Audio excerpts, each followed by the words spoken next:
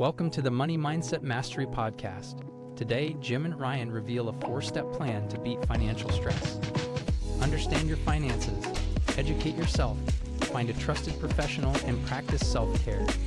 This episode, powered by TvH Group, transforms stress into success. Tune in for practical tips and empower your financial journey. Welcome to the show. We're here to survive. Jim and Ryan will take you for a ride. No finance meets psychology. We're gonna dive into the depths of your mind. Come along, let's fly. Money Mindset Mastery, that's what it's all about. I'm unlocking your potential, no doubt. We'll show you how to make your dreams That brings me back to my old true. DJ days. Get ready. I'd like to welcome everyone to the Money Mindset Mastery Podcast, where today you have both me, Jim, your host, and my co-host, Ryan. Ryan, how are you doing today?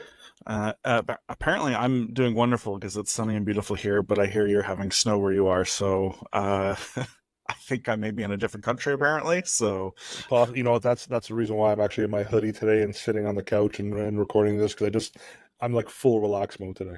So I didn't want to have to get all dressed up. The only thing I did was my hair, obviously, but other than that, we're good to go. So today we're going to be talking about a 4-step master plan to overcoming financial stress. And I think a lot of this too, Ryan, because we've recorded a few of these episodes now, there's going to be some repetition here in terms of what's part of that master plan. When we look at the 4 steps, it's really not that difficult. It's really not that complicated. It's just a matter of starting from step 1 and making sure you get to step 4. Right? Yeah.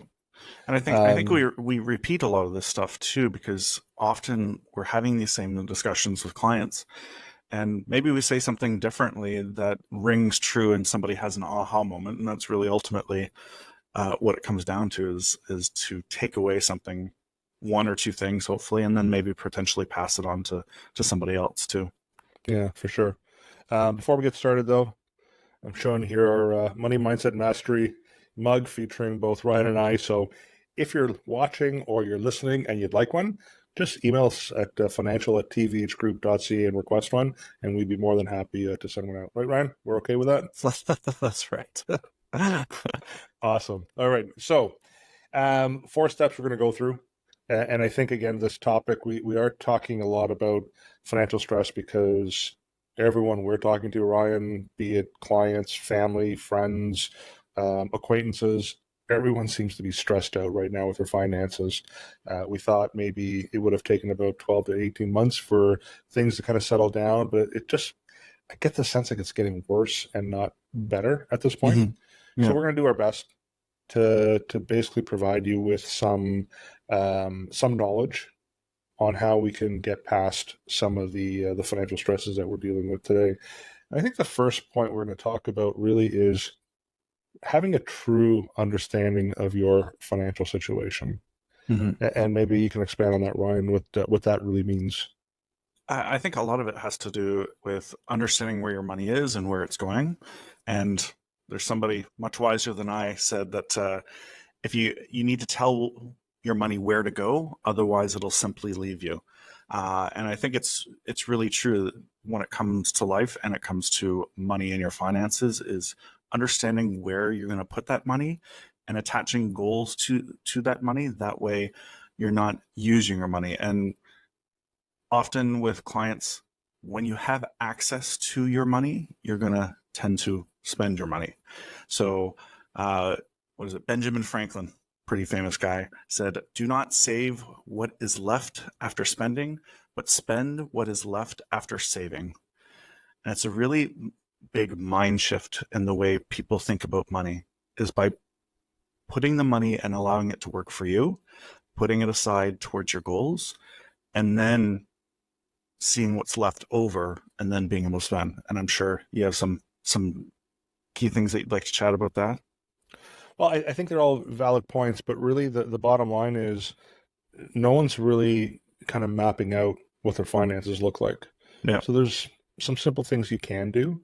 Mm-hmm. Some of the things, if you are a DIY or a DIY individual and you don't want to necessarily work with a professional and you just want to get a basic understanding of where things are at.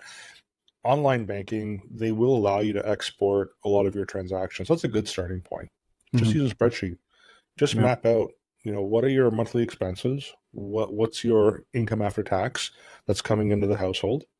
And get an understanding of what that looks like. Some Yep. people at the end of the month, they just feel like there's just nothing left over.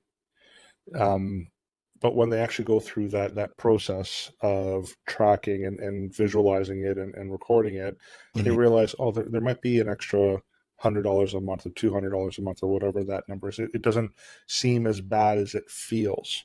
Yeah. But another good indication that you might be having a cash flow issue is if you're finding that every month your credit card balances are increasing, right? Because it means you're now dipping into credit to finance some of your household expenses and your lifestyle expenses.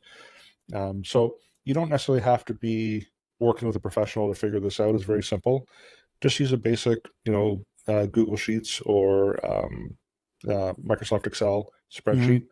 There's also other programs that are free out there, things like mint.com, where it'll log into your bank accounts and your credit cards, and every single evening it'll pull in all that information, and you can see, there's, if you're a visual person, you can see the nice colored charts to say, here's what's going to taxes, here's what's going to food, here's what's going to entertainment.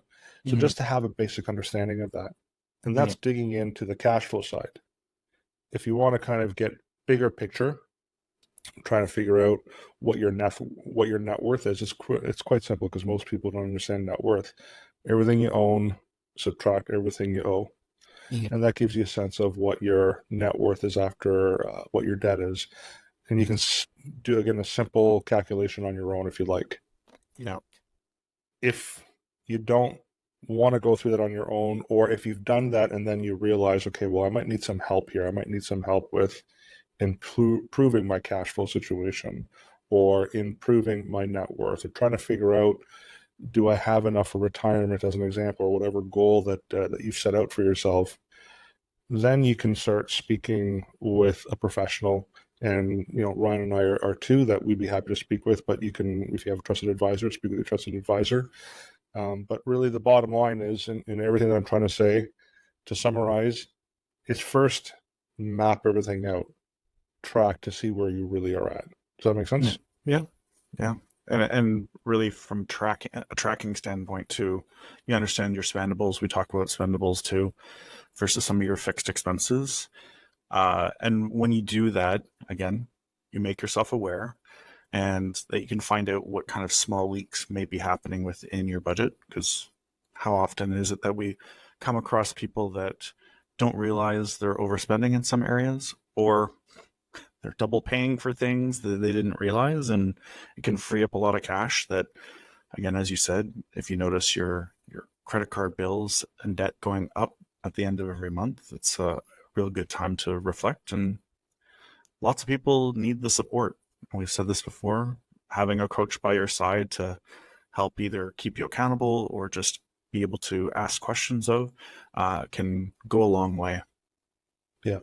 And if you're someone who doesn't like spreadsheets, you don't want to go through all that, and you do want to speak with a professional and looking for assistance, we have access to some fantastic tools.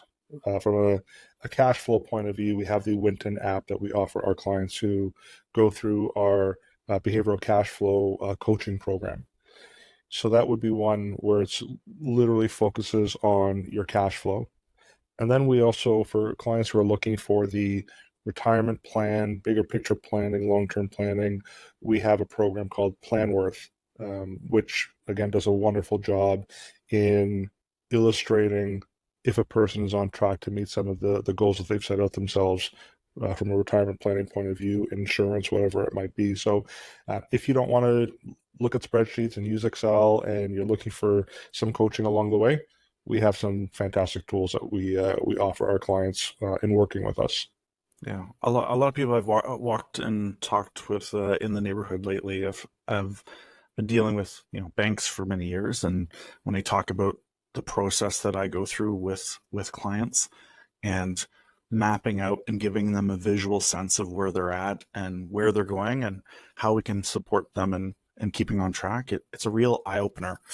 And most people don't even know who their advisor's name is at the bank, which again, I think that for me, I like the personal experience for myself and being able to chat with somebody about, going into a store and talking about the stuff that, that I need to know about a television or a comparison of, the latest supplements that I'm going. There's only so much research you can do online, and it can be overwhelming, which is kind of the point of talking to a coach or a professional, is being able to kind of sift through all the long grass. So unless you've got a really good lawnmower.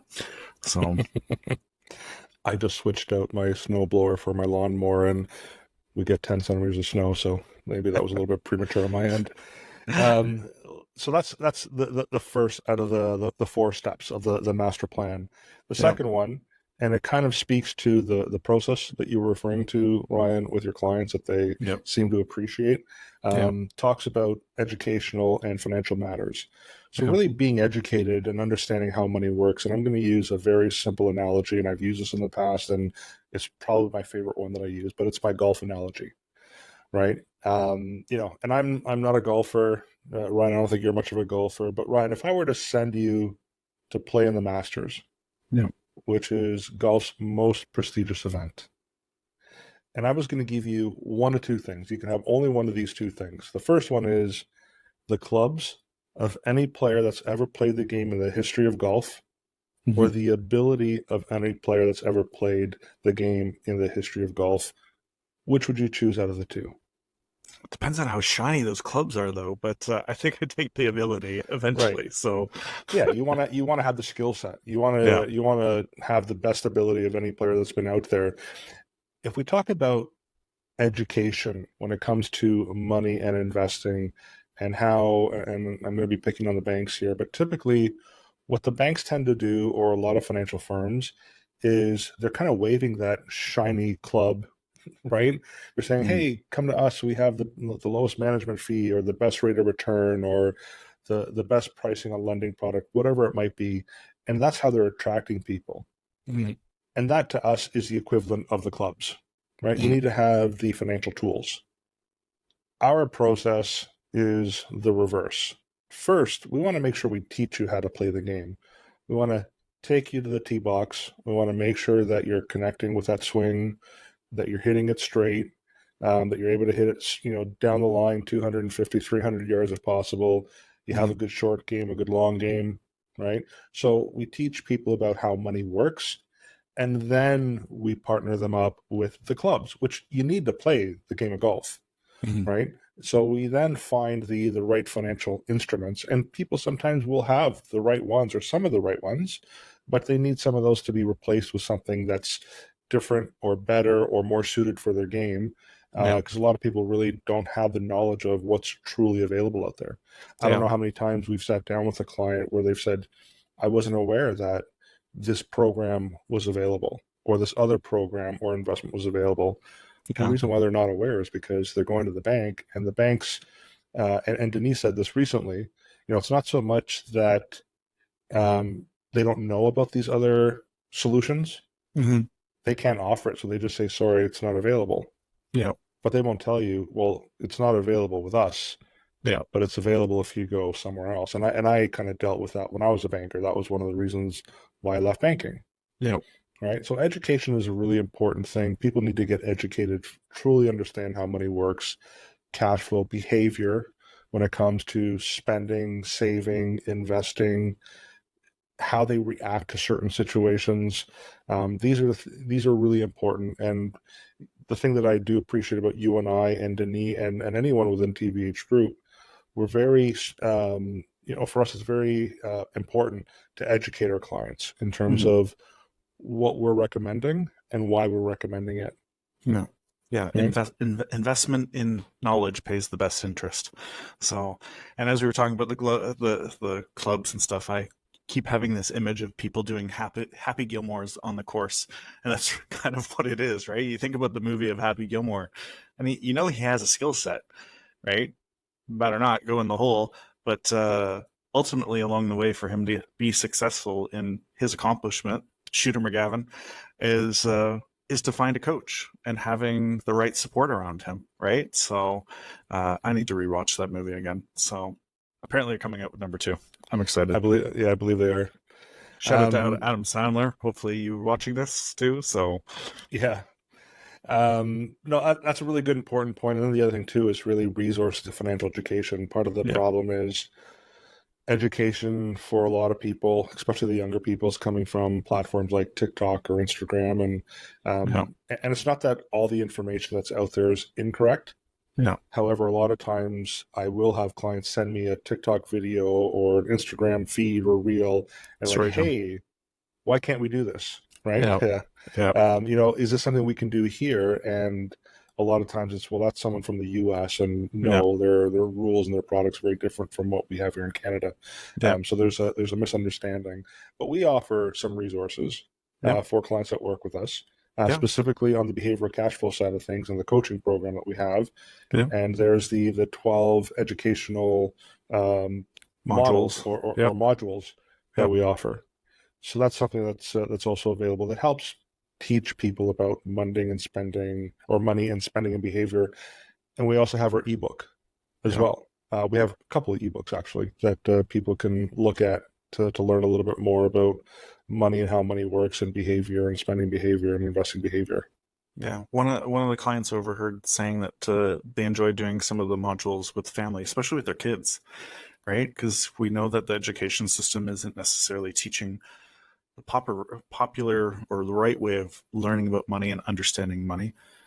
They do some basics on understanding interests and a little bit about this is what a credit card is, but that's really all they do, and they find that the modules have helped support them in educating their kids when it comes to understanding financial literacy. So hoping that people take their own literacy of the financial world a little bit more seriously.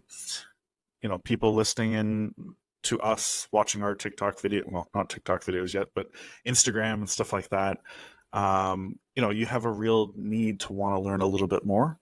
And again, for us, walking clients through either a cash flow or their financial plan through Planworth really gives them a sense of understanding where they truly are. And that can be sometimes a little bit a scary step, but we're here to help support people navigate that journey and know that it's going to be hard at first, but everything hard is worth doing. So I feel like I'm using too many quotes right now, so I'm gonna shy off the quotes right now. Wait till I get into my movie quote time. So yeah. All right, so no more quotes for the rest of the episode. Well, then, okay, maybe one or two. Let's talk about the next segment. So we've reached 1 and 2 as part of the master plan. Mm-hmm. Number 3 is finding a trusted financial professional. Mm-hmm. And for the DIYers, again, the challenge with a lot of do-it-yourselfers, and I've come across many throughout the years where they've done things on their own.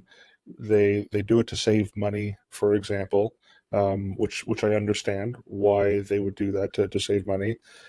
But I don't know how many times we sit down with a client to have an introductory meeting, and they tell us that they've done everything on their own and they kind of like doing things on their own. They just thought they should speak with us just to see if we have another opinion. Mm-hmm. And when we look at some of the rules behind structuring certain things, if they're floored, they're like, they had no idea they were doing certain things wrong, in terms of contributions, how beneficiaries work, the shortfall on insurance that they have for their family, like the exposure. Like, there's just so many aspects of their overall plan that they're not really considering, because all they're focusing on is this one small piece, which is the portfolio, and it's the cheapest one that's available out there. Yeah. Right. So the first thing I would say is try to speak with a financial professional. At least get a second opinion. Work with them. They're there to coach you. At the same time, if you do have a financial professional, make sure that they're also working through a cash flow plan with you. If it's something that you're concerned about, make sure that they are working on a full insurance analysis, on a full retirement analysis, on a full portfolio analysis. Because again, Ryan, you and we come across clients who've been referred to us. Mhm. Many of them have said, I have a financial advisor. I'm really happy with my financial advisor, but I heard that you help with cash flow planning, or I heard that you help with retirement planning. And then, going back to the process that you were saying earlier, we walk them through the process. And I always ask the question, like, how have you found this process? Is this what you were expecting? Yeah. And many clients would sit back and say, you know what? My trusted financial advisor, who I really like and have a really good relationship with, has not walked me through any of this in the Yeah. years that I've been working with them. Yeah. And now they have a decision to make. Yeah. Right. And many times the decision is they move over to working with us as a team Yeah. because we've helped them through the retirement plan process and the cash flow process, and helping with their mortgage financing through TvH mortgages, or through setting up their wills, through TvH legal, or even accounting through TvH accounting.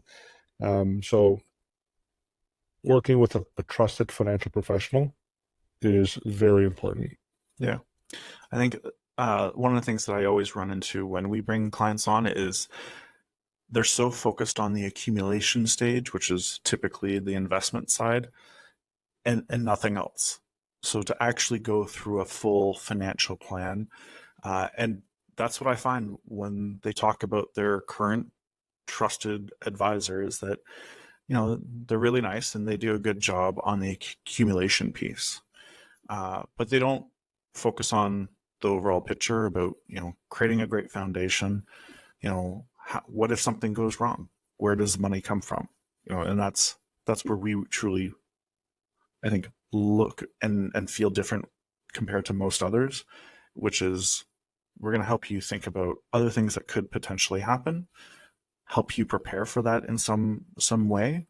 I find we're a lot more transparent than most advisors that are out there. We'll give you an honest opinion about the things that are going on. Again, we're here to give advice. Ultimately, it's your decision what to do with it. But I think that becomes a huge part of finding a trusted professional too. Is, do you work well together? Are they going to challenge you a little bit? Make you aware of some of the things that you may not have been aware of before? And ultimately, you have 2 or 3 goals. Are you able to achieve those 2 or 3 goals, both on the short term and long term? Because most of what I've seen is accumulation and none of the deaccumulation of wealth if something happens or if you retire, and how that makes you more prepared. And as we said in the beginning too, when it comes to financial wellness and stress of your life, of understanding what happens if something goes sideways. And I know we're going to be doing a podcast in the near future about some other topics about, stressful situations that have come up and things that can help put some ease to that. And I think it's an important thing to look at when looking for a trusted financial professional or advisor, or that you're working with anybody, that they're not just simply a nice person, because there's lots of nice people out there. So yeah. And I think the other thing too is also ask your trusted advisor if they help with a big picture plan, because some advisors they specialize in just the insurance planning and they're very good at that. Mhm. Others just focus on the investment piece and they're very good at that. Others might focus on just the investment piece and it's just mutual funds that they offer, but nothing else beyond that. So again, there's some bias there. Or another one might just offer a stock portfolio and there's a bit of a bias there. So just if you're looking for someone to, ask your advisor, I'm looking for a behavioral cash flow plan. I'm concerned about my cash flow.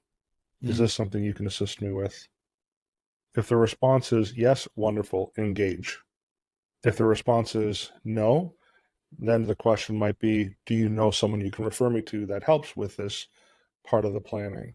Right. And if the response again is no, I don't, then give us a call, because it's something that we can help you with. Yep. But these are questions you should be asking your advisor. And what we're finding too, and I think I'm going to admit this error on our part. We've helped clients with retirement planning, and many have been successful in transitioning from their working years to the retirement years. But a lot of our projections are based on a percentage of current family income and a percentage of that to be achieved in retirement. Mm-hmm. Really, what we've shifted on, or what we're changing in terms of planning for retirement, is let's actually go through a cash flow plan. Mm-hmm. What are some of the expenses that are going to go up when you're retired?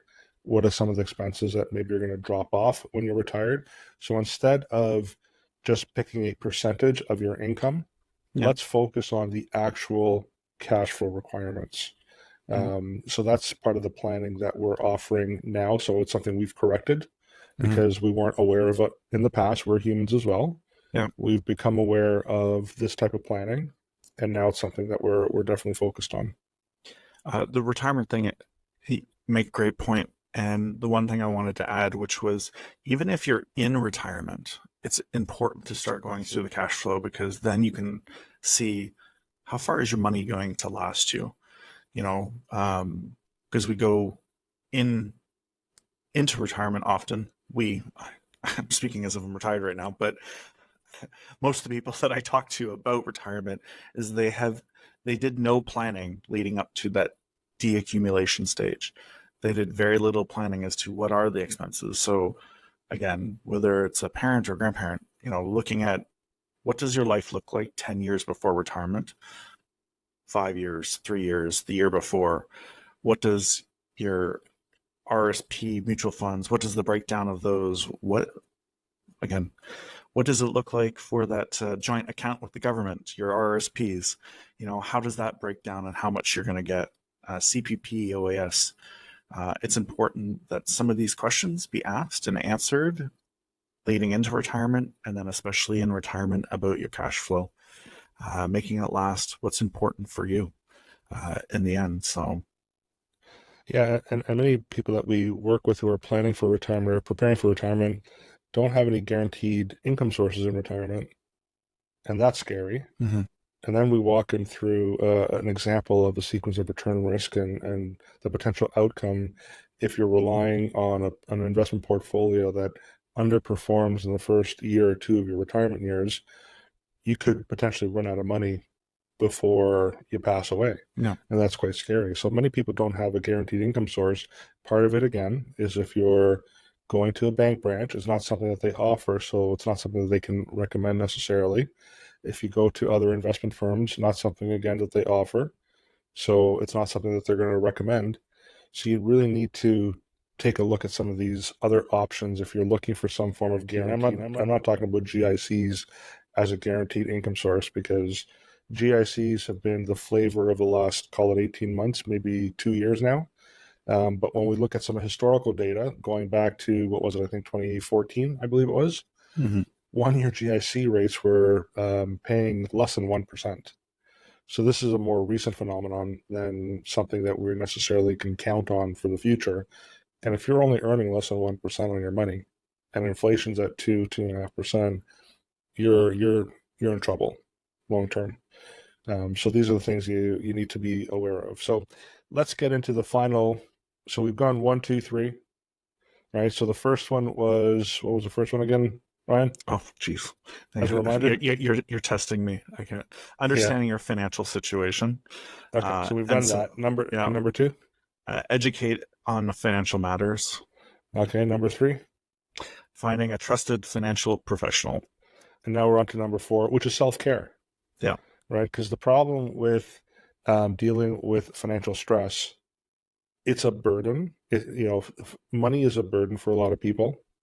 Stress, if it's not managed properly, can lead to some very bad situations for people. Sometimes it's poor money decisions because they're making it out of an emotional state. It could lead to health problems. Right? Stress has been proven to cause a lot of health problems. So personal care is very important. So Ryan, if someone is dealing with that burden of financial stress, what are some of the things that they can do to kind of help with their own, like managing their own stress? Because the thing is, when your stress levels tend to go down, Mhm. you're able to think clearer Yeah. and you're able to make better decisions. Your judgment is much improved. And so, what are Yeah. some of the things that you can recommend that people can do to help reduce stress? Uh, I look at myself as one of the things to reduce stress, like, getting out and walking, right? Being active and exercise. Secondary, breathing work is a big one. Making sure that you have proper breathing techniques. Um, taking care of my mental health, making sure that I recognize when I'm getting stressed and what's causing those stresses. Whether it's money, anything can happen. And just, again, just as we said, finding a professional perhaps to work with, um, and making sure that you're finding somebody that you can, find the root cause to the behaviors that are causing this. And then it comes down to the money too, is what's causing this behavior, past traumas. I look at relationships. What are the relationships you're in, and talking about self care, the relationship and where you guys see and look at money and how that impacts your day to day, and making sure that you highlight and understand what they are so you can kind of work through them.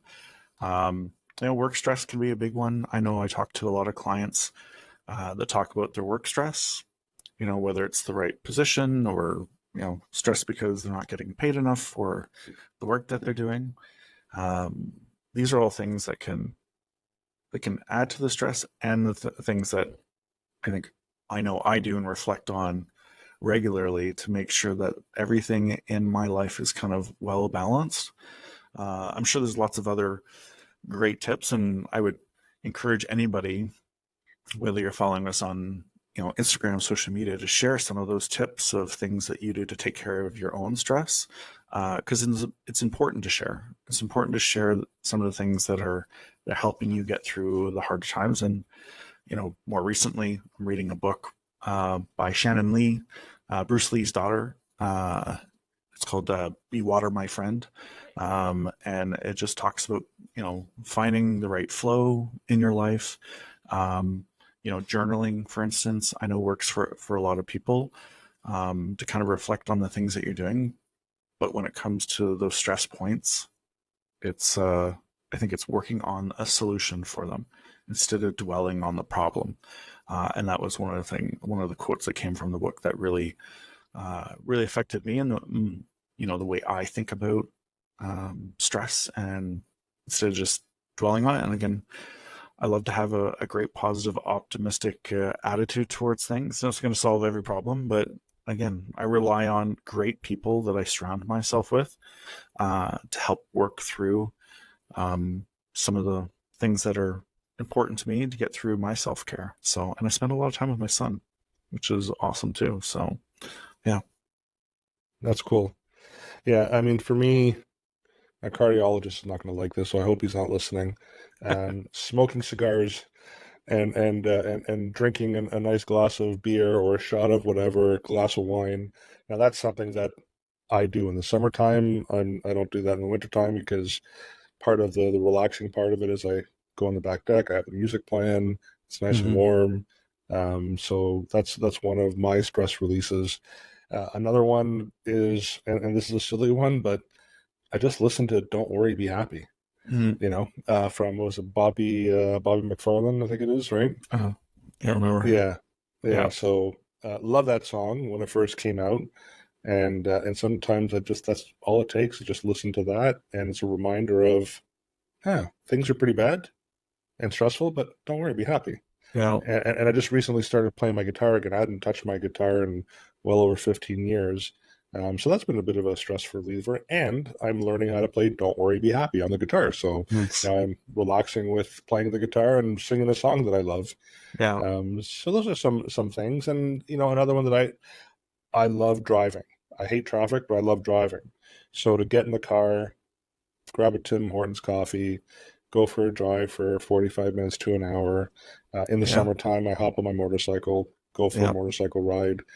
And what I find is when I do those things, whatever it is that works for you, right? Lots of ideas that share, but whatever it is, do that before tackling your finances. Yeah. Because you want to be in a healthier state of mind to look at your situation, to be able to kind of just be in a state of calmness, not in a state of panic. And it's like, okay, here's the situation that I'm in. How do I get out of this situation? And sometimes it's baby steps, it really is. And sometimes it's just the starting point is, okay, I need to speak with a professional to help me through this. Yeah. Sometimes it's just being aware again of what those expenses are. I had clients who, before going through this exercise, didn't realize until after they went through this exercise, they were spending about $1,000 a month at the LCBO. They adjusted their spending because they were having some cash flow challenges. Yeah. This corrected their cash flow challenges and also improved their liver function as well at the same time. So, so those are some of the recommendations that both Ryan and I are making with our clients in terms of relaxing a little bit. Yeah. I think it's important to just really self-reflect about the things that bring you joy. And I have a really good friend that's will take a drive and sometimes ask me to come take a drive, and we'll just listen to music with the windows open and just take it all in and talk. Right. I think one of the things coming out of that thing that happened to the world years ago that is that we've lost touch with people, and being able to surround yourself with amazing people that can, talk you through it and just really be supportive, and don't cause anxiety for you. Right. So, but yeah, just have a good get together this weekend with friends and some good drinks and laughs. Barbecue season's around the corner, right? Get together with your people. Yep, have absolutely. have a barbecue, make some pizzas, do whatever. Just you're right. Socializing, be around other people, and ask other people, who are they working with? What are some of the things that they're doing? It doesn't necessarily mean that it's right for you in terms of what they're doing. Yeah. But it's just having that conversation, getting ideas, learning, which is very important. Yeah, absolutely. So I think, Ryan, we've gone through the 4 steps of the master plan. Yep. Anything final that you want to add to this conversation before we shut it down? Don't worry about a thing, 'cause every little thing is gonna be all right. That's it. Wrap up. Alrighty. That actually wasn't too bad. We should start a band. Maybe our next podcast will be you and me jamming away. All right. But no, listen, I think this was a good session. I think it's, in many ways, it is very simple. There are really 4 things you can do.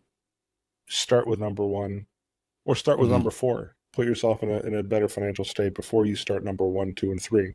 And if you don't have a trusted advisor, or if you do and you just want a second opinion, Ryan and I, obviously, along with the rest of TvH Group, we're here to help. So just as a reminder, with TvH Group, we have TvH Mortgages, TvH Legal, TvH Accounting.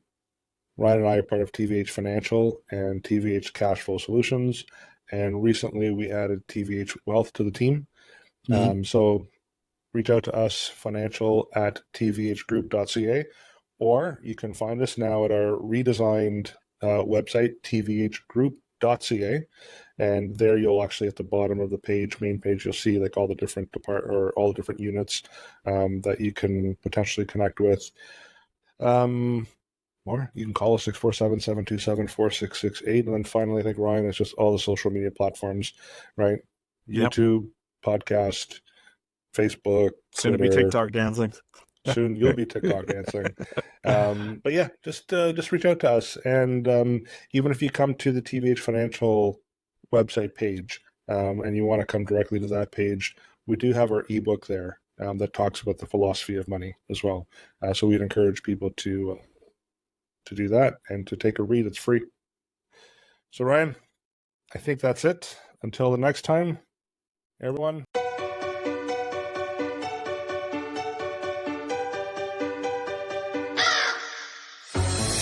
Bye.